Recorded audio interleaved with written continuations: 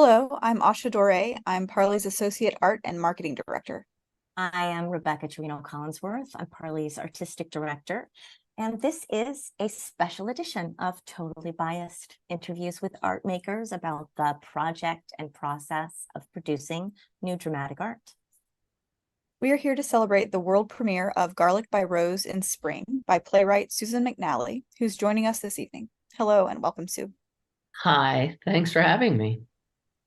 Sue is a founding member of Parley. Asha, can you guess how many of Sue's plays we have workshopped in total? Including Garlic by Rose? Yes. 5. That's a good guess.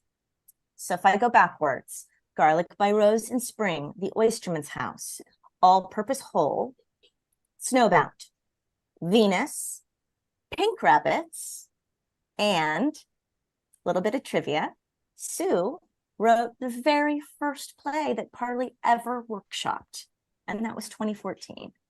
That play was called Hearts. So how many full-length plays is that, Sue? I believe that adds up to 7. 7 full-length plays. That's amazing. So obviously you have a great deal of experience in writing theater, as well as film and television. What made you want to write a radio play? Actually, I never thought of writing a radio play. It was entirely Rebecca's idea. I had a play and she suggested that, and I thought, boy, that sounds like fun, and it's kind of right up my alley because I know how to edit, so I knew that I'd be able to tackle most of the editing. And, to me, it's like making a movie without the expense and the hassle of film. When you say that film is a hassle, do you have something in your mind? Well, I mean, film's wonderful, but it does cost a lot of money. And there's a lot of things to think about, lighting, blocking actors, sets. And this was just so beautifully simple. It's drama, but without all of the other work. Logistics. Logistics, yeah, lots and lots of logistics. Yeah, I totally agree, and I'm super excited about this. Can you talk about your collaborators on this project? Absolutely. Well, first and foremost, Rebecca Tourino Collinsworth. She makes art possible for so many playwrights. It's just the greatest gift. And I learned so much when I watch her direct. Um, then there's Parley, the playwrights of Parley, who are so supportive and collaborative and are just a big family. My cast was astounding, amazing. I won't sing their praises because you will hear how good they are. And then a longtime editor and friend of mine, Doug Lyons, set me up for success and was there if I had any trouble, which was not infrequently. And so that was great. And we collaborated with Jack Straw Cultural Center on recording and mastering the final product. And that was just marvelous. They were wonderful. I really hope to work with them again. Will you talk us through the editing process for Garlic by Rose? How would you describe the phases of the process, and how long did it take? Well, I only had about a month. So, I had to put in maybe like 6 hours a day for about a month, more or less. And I started by just laying all the dialogue down, the track, and then I would start adding sound effects and background ambient. And if I couldn't find a sound effect, I made it. I recorded it, with what is called Foley. And so, cooking eggs, I just recorded it, or I needed sound of people falling in a bush. So I asked my husband to fall in a bush. He's a good sport, and he did. I can't wait to hear that. What makes this play personal for you?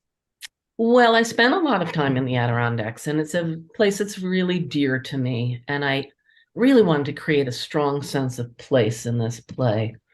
On an emotional level, I know what it's like to grow up with someone who kind of dominates the emotional landscape. And I wanted to explore that, but I wanted to kind of look at it obliquely and explore it with a different situation, different characters. Can I ask you kind of a specific question about the Adirondacks, sort of the culture of the camp? Several times in the play, your characters referred to participating in a camp. And I'm wondering if you talk about what it was like in the Adirondacks when these characters were younger, what made their relationship to camp special? Yeah, well, there's a lot of camps in the Adirondacks that were founded, I think, like around the 1880s, kind of the Gilded Age. And, a lot of people from New York would go up to these camps. And the point was that it's really rustic. I mean, there's not, for instance, hot showers. You jump in the cold, and I mean cold brook to bathe, kind of things like that. It was deliberately rustic. And this family, the dad worked kind of managing one of these camps, and the boys spent their summers there and would, go on organized hikes and then, just socialize and do chores. And so it was a community. It wasn't a camp like we think with, horseback riding and, I don't know, tennis. It was more like being in the outdoors, and it was really around the woods and the trails. And creating new trails. Oh, yeah, for sure. I mean, I don't know exactly how much the camp was involved in blazing trails, but certainly the family in this story maintained trails. Yeah. Mm-hmm.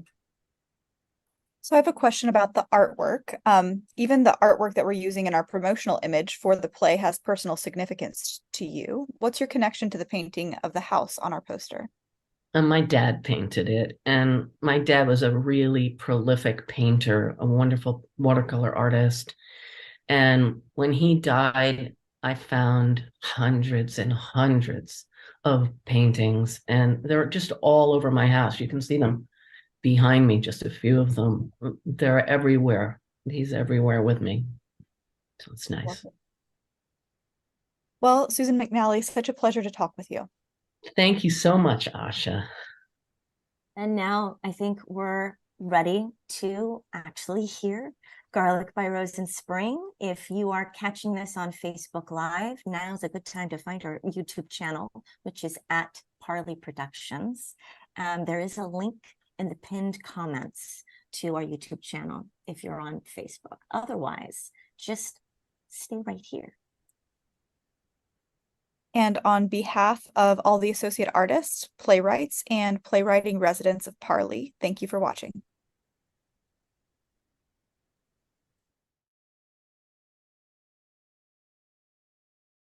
Baby, I've been close to the sun. Baby, I've been close to the sun. But baby,